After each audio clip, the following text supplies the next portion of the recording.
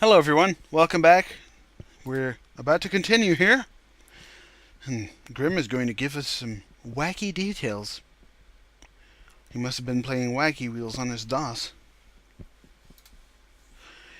It's seriously freaky. Why do you think the victim died? Because he fucking got his brain taken out. What? Physical debilitation? He went on living even with his brain gone? I went cold at the horror of it. I hugged my arms to myself. I didn't want to know anymore. Please spare me. My life points had long since reached zero.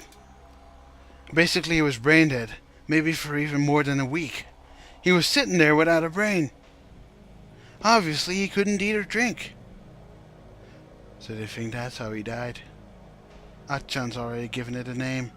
Brainless. They've got a good days over there. And the hilarious part is, the victim was a psychiatrist. A psychiatrist who got his brain removed. It totally seemed like some kind of message. A psychiatrist. The moment I saw that word, my pulse skyrocketed. Maybe I was thinking too much, but I wanted to know for sure. I had the feeling that I needed to know for sure.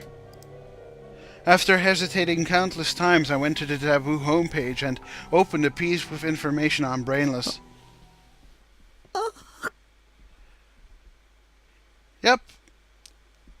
Yep. Male corpse found in Shibuya. The fifth new gen incident? Around dawn on the 23rd, the corpse of Takashina Fumio, note, Takashina, a psychiatrist, note, at A.H. General Hospital in Shibuya, was discovered lying in the street, and the Shibuya Police Department deemed his cause of death to be physical debilitation through insufficient nutrition. Additionally, the back of Takashina's cranium was cleanly cut away, and his brain had been taken out. The department states that, despite the removal of his brain, there is a possibility that he remained alive, even in a state akin to that of brain death. According to the police investigation, Takashina had been taking time off from his job since the 10th of the month. The name of the victim was Takashina Fumio. Dr. Takashina had been killed. This was aimed at me. Shogun clearly meant to provoke me. That was why he'd made an example out of Dr. Takashina, on whom I relied so much, and murdered him.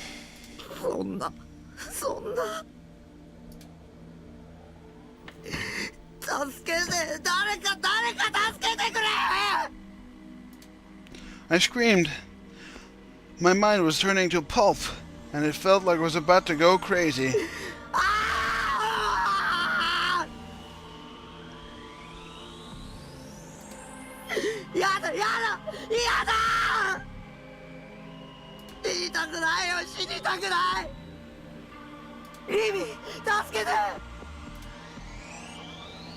I looked for Rimi. I frantically surveyed my room and again and again and again. Not there, not there, not there. Or wasn't she there? Because she'd gone out shopping. Holding my head, I laid down in place.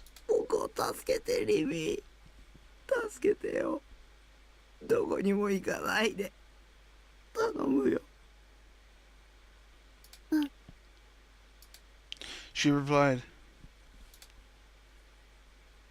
When I raised my head with a gasp, Rimi was standing next to me, carrying a convenience store bag. Rimi. Thank God. She'd come back for me. Relieved, I stretched out my hand to her. Crouching, Rimi took my hand in both of hers. Rimi's hand had been cool when she touched me before. Now it was amazingly warm.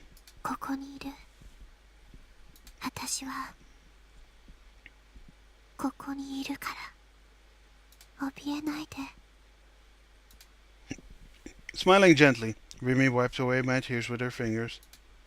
I was truly a pathetic guy, crying and screaming and cowering and like this in front of a girl. But Remy had said she'd be there for me, or she would stay there with me.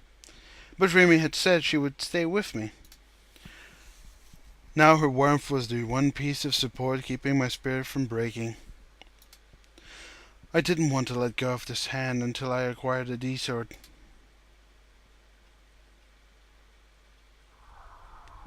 Yoru no Miyashita koen wa iou na funiki ni tsutumarete ita. That night, Miyashita Park was shrouded in a bizarre atmosphere.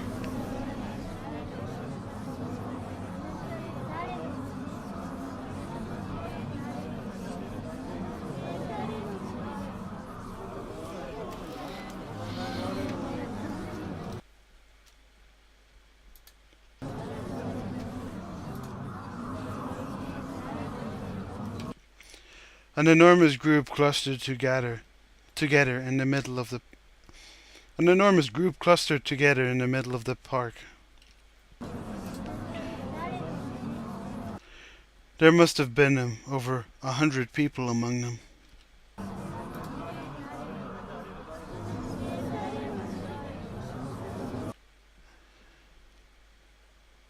Almost all of them were men and women in their teens. Some were wearing school uniforms. Others were girls in fashionable casual clothing. Some were boys wearing otaku-esque glasses. Others were Gongoro high school girls. A rarity in these times. An onlooker might think of some kind of entertainment event was taking place, but closer observation would reveal that the gatherers' condition was far from normal. All of them faced downwards, their eyes empty and unfocused. Though so many of them had gathered here, none exchanged conversations with each other, instead standing in place without attempting to move a single step away. Every single one of them wore faint smiles, and all were muttering something under their breath.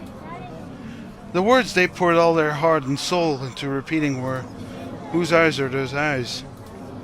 Those words emitted by the mouths of 100 Those words emitted by mouths of the 100 murmurers resounded through the park like a Buddhist sutra, flat and emotionless. Perhaps because of how bizarre they seemed, there were no other figures to be seen in Miyashita Park. Office ladies cutting through the park on their way home from work, and middle-aged women taking their dogs for a walk. Everyone grew flustered at the unnatural spectacle and turned back the way they had come.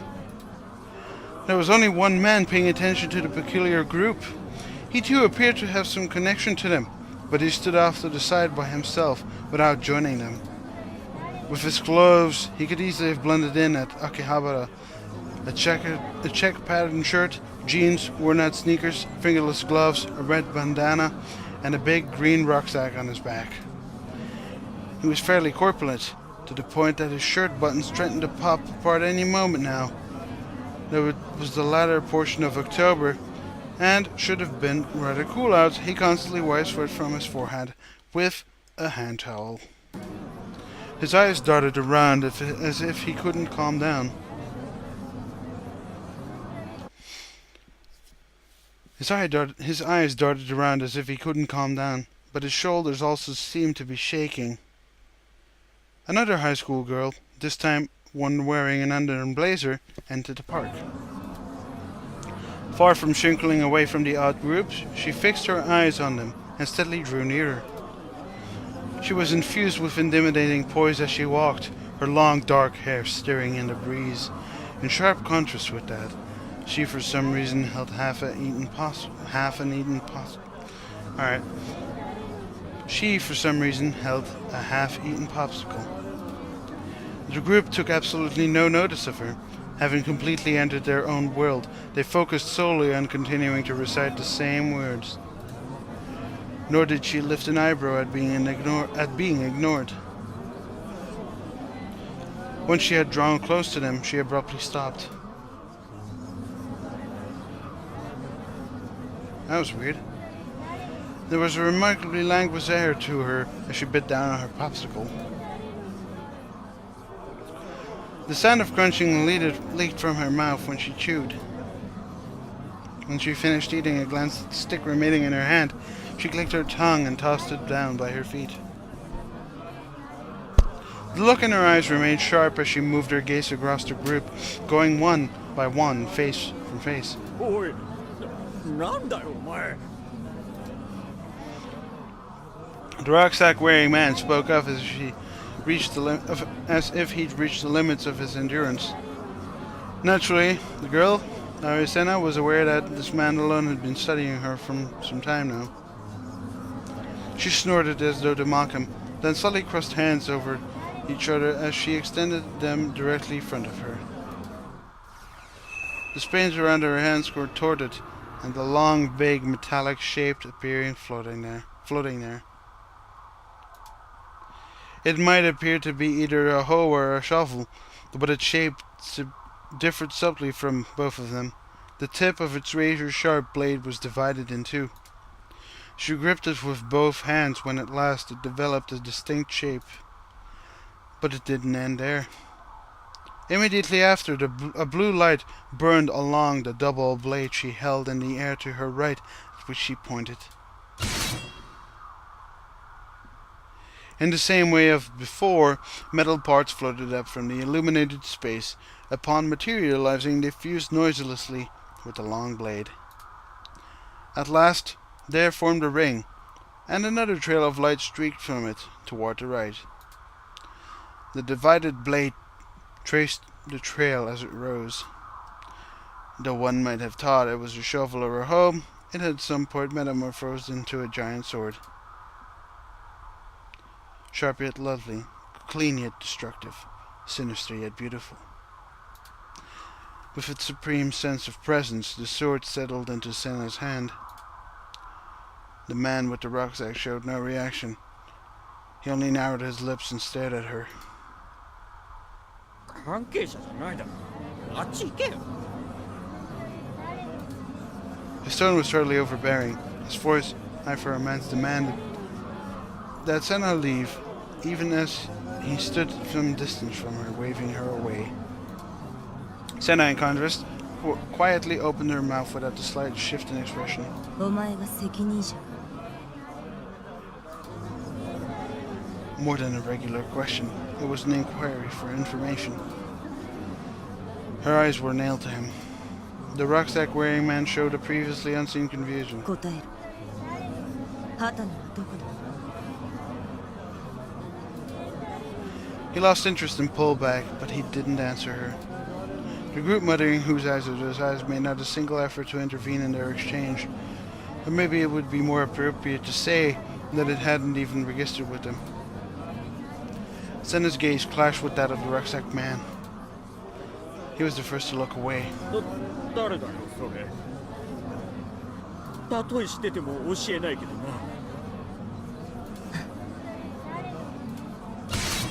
Falling silent, Sena swung her huge two-handed sword with ease, brandishing it as though to weigh the distance between her and him. She lowered her center of gravity and her torso leaned forward. 誤解するな。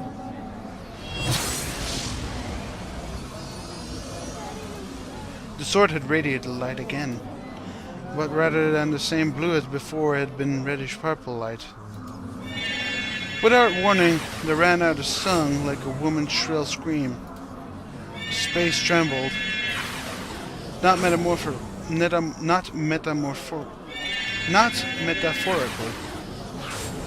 Physically. With Sena's greatsword at the center, the air itself began vibrating. The sword's red glow grew dazzlingly vivid. Sena took a quiet breath and clenched her back teeth together. A crashing sound roared. Numerous sparks surged forth. A sonic wave had erupted as though to blow away the vibrating air. The vibration soon came under control. But the sword's red glow continued blinking, reminiscent of the pulse in one's veins. Sena had gradually moved its point toward the man with the rucksack. By now, even the disinterested group had begun to evince some perplexity. They began running away, bewildered, all of them seeming startled, as if they had just come back to themselves. Sena went on focusing on the man alone without a glance for the rest of them. Though he had not previously demonstrated any obvious fear, he began growing flustered. Going pale, he retreated one step at a time. He shook his head like a stubborn child. 待って俺は畑野なんてやつ本当に知らないんだただ指示されただけ誤解するなと言ったはず。 Sena took no notice of his plea. 質問したのはただの挨拶代わりだ。お前が何を答えたってそれを壊すことに変わりはない。 A fierce glitter resided in her eyes. Crying out pathetically, the rucksack man turned on his heel to flee.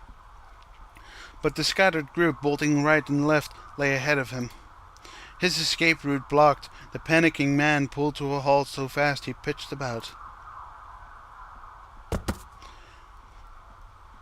That was when Sena leapt forward, closing the distance between them.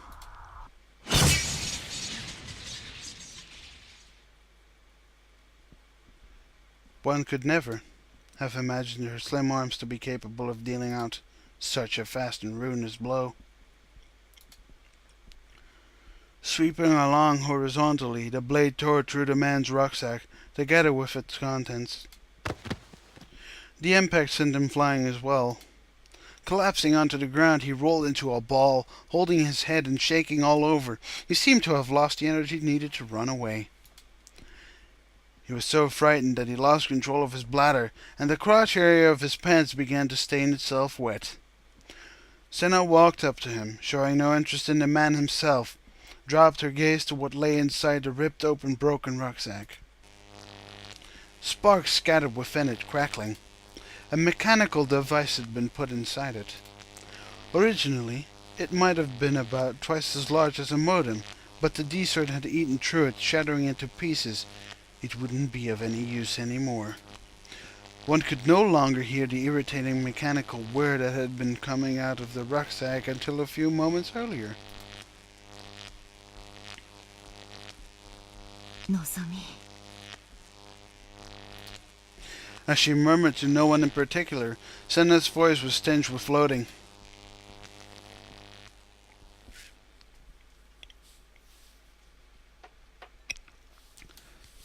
We will be back later.